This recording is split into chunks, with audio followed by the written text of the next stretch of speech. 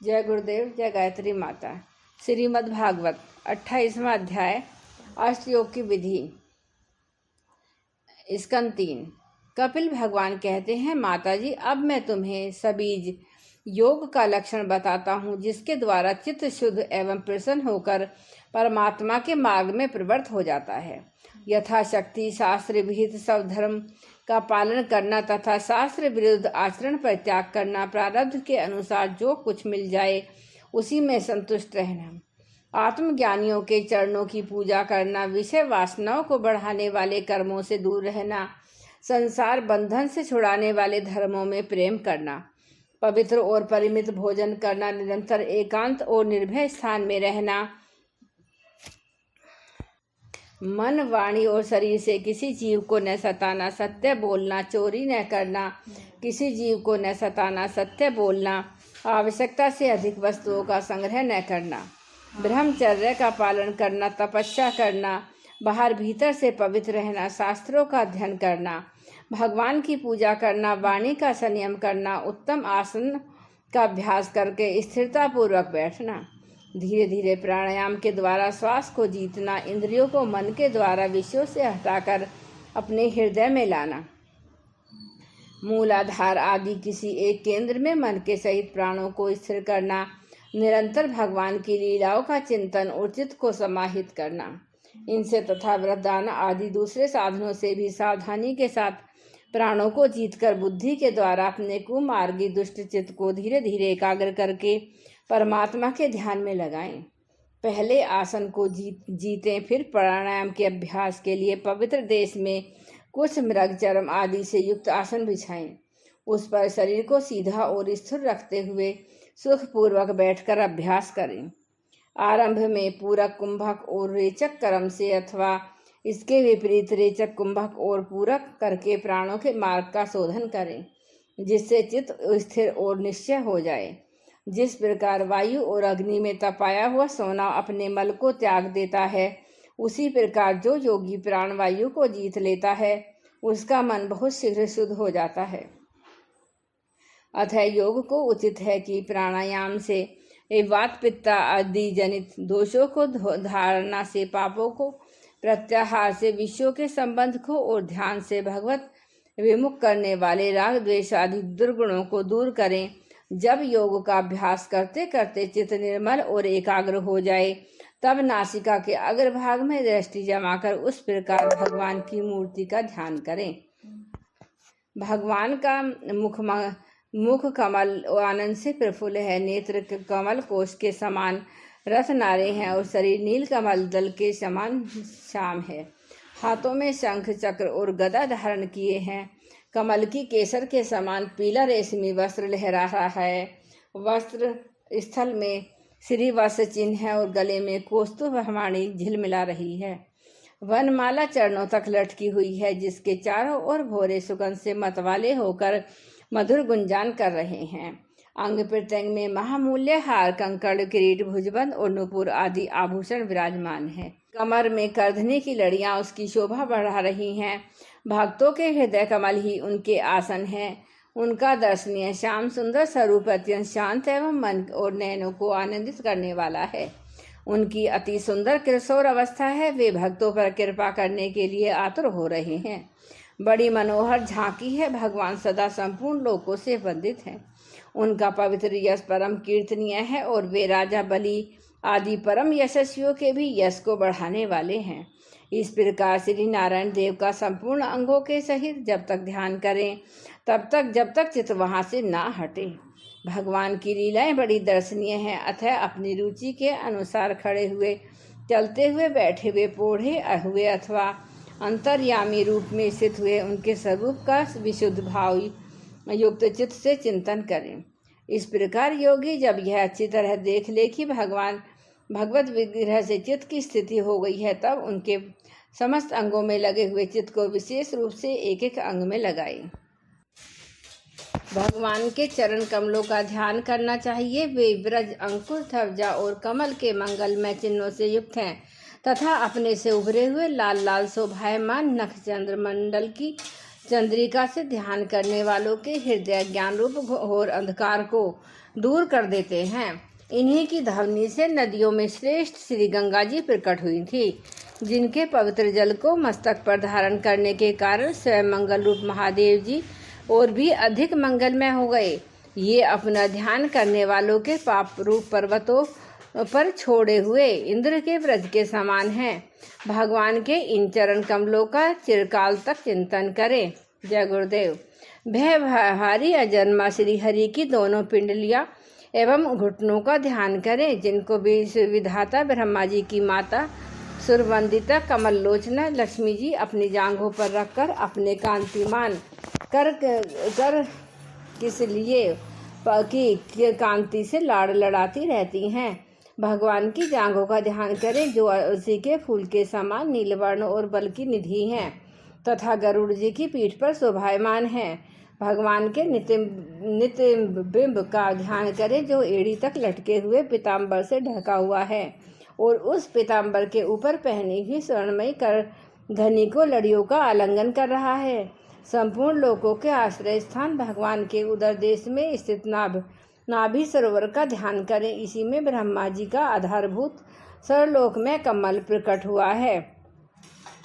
फिर प्रभु के श्रेष्ठ मरकत मणि सदृश दोनों स्तनों का ध्यान चिंतन करें, जो वक्ष स्थल पर पड़े हुए शुभ्र हारों की किरणों से गौरव वर्ण जान पड़ते हैं। इसके पश्चात पुरुषोत्तम भगवान के वक्ष स्थल का ध्यान करें, जो महालक्ष्मी जी का निवास स्थान और लोगों के मन एवं नेत्रों को आनंद देने वाला है। फिर संपूर्ण लोकों के वंदनीय भगवान के गले का चिंतन करें, जो मानव कौस्तुभ मणि को भी सुशोभित करने के लिए ही उसे धारण करता है। समस्त लोकपालों की आश्रयभूता भगवान की चारों भुजाओं का ध्यान करें, जिनमें धारण किए हुए कंकड़ आदि आभूषण समुद्र मंथन के समय मंदराचल की रगड़ से और भी उजले हो गए हैं। इसी प्रकार जिसके तेज को सहन नहीं किया जा सकता, उस सहस्त्रधारों वाले सुदर्शन चक्र का तथा उनके कर कमलों में राजहंस के समान विराजमान शंख का चिंतन करें। फिर विपक्षी वीरों के रुद्र से सनी हुई प्रभु की प्यारी कौमोद की गदा का भोरों के सबसे गुंजायमान वनमाला और उनके कंठ में सुशोभित संपूर्ण जीवों के निर्मल तत्व स्वरूप कौस्तुभ मणि का ध्यान करें। भक्तों पर कृपा करने के लिए ही यहाँ साकार रूप धारण करने वाले श्री हरि के मुखमंडल का ध्यान करें, जो सुघड़ नासिका से सुशोभित हैं और झिलमिलाते हुए मकराकृत कुंडलों के हिलने से अतिशय प्रकाशमान स्वच्छ कपोलों के कारण बड़ा ही मनोहर जान पड़ता है। काली काली घुंघराली अलकावली से मंडित भगवान का मुखमंडल अपनी छवि के द्वारा ब्रह्मों से सेवित कमल कोश का भी तिरस्कार कर रहा है और उसके कमल सदृश विशाल एवं चंचल नेत्र उस कमल कोश पर उछलते हुए मछलियों के जोड़ों की शोभा को माते कर रहे हैं।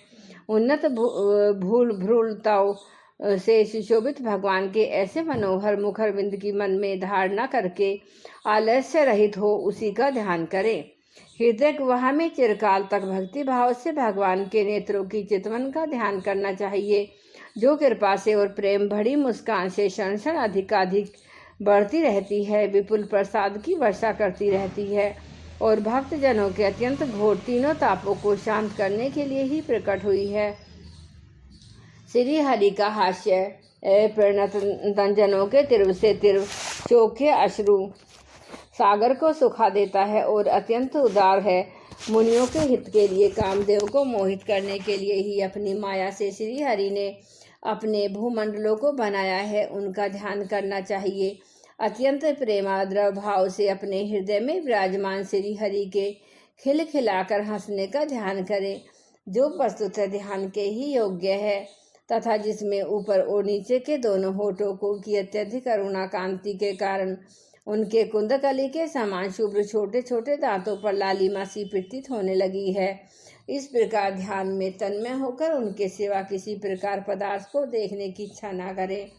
इस प्रकार के ध्यान के अभ्यास से साधक का श्री हरि में प्रेम हो जाता है, उसका हृदय भक्ति से द्रवित हो जाता है और शरीर में आनंद त्रेक के कारण रोमांच होने लगता है।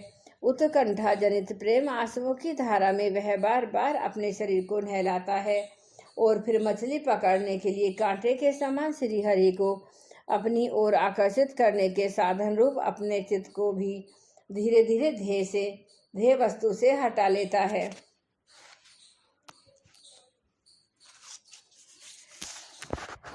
जैसे तेल आदि के चुक जाने पर दीप शिखा अपने कारण रूप तेजस्वी तत्व में लीन हो जाती है, वैसे ही आश्रय विषय और राग से रहित होकर मन शांत ब्रह्माकार हो जाता है। इस अवस्था के प्राप्त होने पर जीव गुण प्रवाह रूप देहादि उपाधि के निर्मित हो जाने के कारण ध्याता ध्येय आदि विभाग से रहित एक अखंडकारी परमात्मा को ही सर्वत अनुगत देखता है।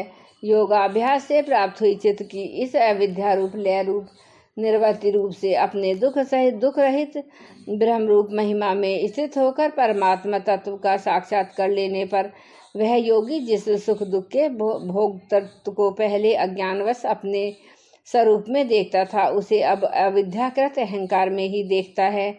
जिस प्रकार मदिरा के मद से मत वाले पुरुष को अपनी कमर पर लपेटे हुए वस्त्र के रहने या गिरने की कुछ भी सुधि नहीं रहती, उसी प्रकार चरम अवस्था को प्राप्त हुए सिद्ध पुरुष को भी अपने देह के उठने बैठने अथवा देववश कहीं जाने या लौट आने के विषय में कुछ भी ज्ञान नहीं रहता, क्योंकि वह अपने परमानंदमय स्वरूप में स्थित है। उसका शरीर तो पूर्व जन्म के संस्कारों के अधीन है, अतः जब तक उसका आरंभक प्रारब्ध शेष है तब तक वह इंद्रियों के सहित जीवित रहता है। किंतु जिसे समाधि पर्यंत योग की स्थिति प्राप्त हो गई है और जिसने परमा तत्व को भली भांति जान लिया है, वह सिद्ध पुरुष पुत्र कलत्रादि के सहित इस शरीर को सपर में प्रतीत होने वाले शरीरों के समान फिर स्वीकार नहीं करता, फिर उसमें अहमता ममता नहीं करता। जिस प्रकार अत्यंत स्नेह के कारण पुत्र और धन आदि में भी साधारण जीवों की आत्मबुद्धि रहती है, किंतु थोड़ा सा विचार करने से ही भी उनसे स्पष्टतः अलग दिखाई देते हैं, उसी प्रकार जिन्हें यह अपना आत्मा मान बैठा है, उन देह आदि से भी उनका साक्षी पुरुष पृथक ही है। जिस प्रकार जलती हुई लकड़ी से, चिंगारी से, स्वयं अग्नि से ही प्रकट हुए धुएं से अग्नि रूप मानी जाने वाली उस जलती हुई लकड़ी से भी अग्नि वास्तव में पृथक ही है, उसी प्रकार भूत इंद्रिय और अंतःकरण से उनका साक्षी आत्मा अलग है तथा जीव कहलाने वाले उस आत्मा से भी ब्रह्म भिन्न है और प्रकृति से उसके संचालक पुरुषोत्तम भिन्न है। जिस प्रकार देह दृष्टि से जरायुज, अंडज, स्वदेश और उदित चारों प्रकार के प्राणी पंचभूत मात्र हैं, उसी प्रकार संपूर्ण जीवों में आत्मा को और आत्मा में संपूर्ण जीवों को अनन्य भाव से अनुगत देखें। जिस प्रकार एक ही अग्नि अपने पृथक पृथक आश्रमों में उनकी विभिन्नता के कारण भिन्न भिन्न आकार के दिखाई देता है, उसी प्रकार देव, मनुष्य आदि शरीर में रहने वाला एक ही आत्मा अपने आश्रय के गुण भेद के कारण भिन्न भिन्न प्रकार का भासता है। अतः भगवान का भक्त जीव के स्वरूप को छिपा देने वाली कारण रूप में परिणाम को प्राप्त हुई भगवान की इस अचिंत्य शक्तिमयी माया को भगवान की कृपा से ही जीतकर अपने वास्तविक स्वरूप ब्रह्म रूप में स्थित होता है। जय गुरुदेव, जय गायत्री माता।